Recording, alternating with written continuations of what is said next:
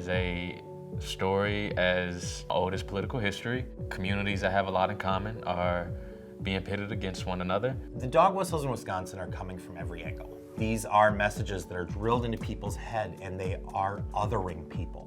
Because not only are there wedges around race and class, people use it to divide us, around issues of rural and urban as well. And so when you're chastising Milwaukee, what you're really doing is saying those black people. It's code. So my grandfather worked for the city of Detroit, and he tells me like this narrative of city versus suburbs has been going back like half a century. There's a sort of scarcity model that I think is exacerbated when you throw in racial tensions. When people don't have enough, they're looking for an answer, they're looking for a reason.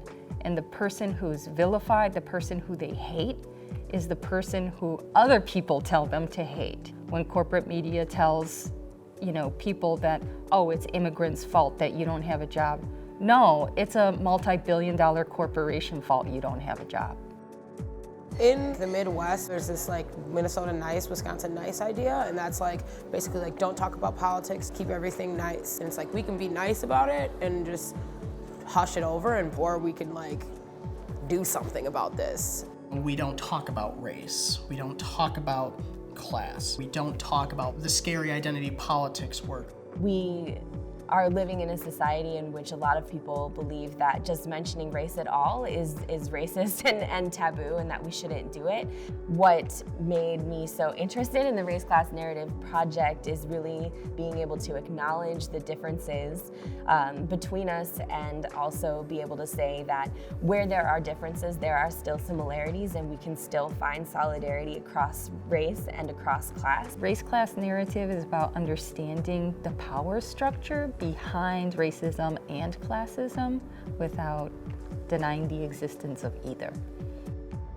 We are in a largely rural conservative place, and it was really, really powerful for these county leaders who will be working in these rural conservative neighborhoods to see that, like, actually talking about race, even with rural white voters, moves them.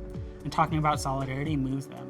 There were several times when it was tough to even finish, because they were interrupting with, oh my gosh, I couldn't agree more, and we need to change what's going on in this country. And it was an incredible, visceral, positive response.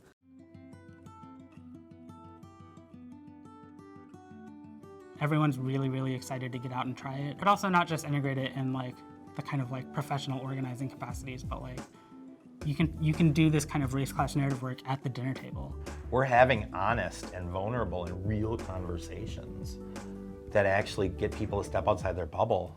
In this year, 2020, Michigan and a couple of other states in the Midwest will be under a really harsh microscope for the role that they'll play in the presidential contest. So race class narrative, I think, is a really serious intervention that can not only actually win power, but can also build the type of power necessary to really meaningfully improve people's lives. And as a battleground state, we're facing a very well-funded organizing machine. We're facing billions of dollars flooding the state. And the race class narrative is our shield to blunt that assault and ultimately use it to like push back. We could change Michigan if we are engaging people of color in a real way and caring about their issues. But guess what? It has to be meaningful.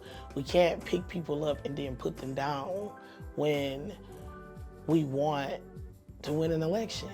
How do folks stay engaged and become see themselves as a vital part of our democratic process once the election is over? People want to be heard.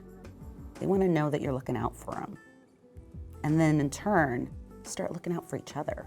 So I'm very hopeful that this can work on a really broad scale. The whole thing is multiracial working class solidarity.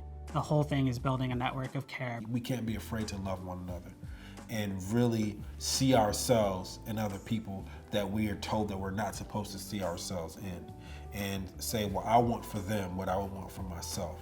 When we do that, we don't just win this year, we don't just win in 2020, we set the groundwork for winning for all time.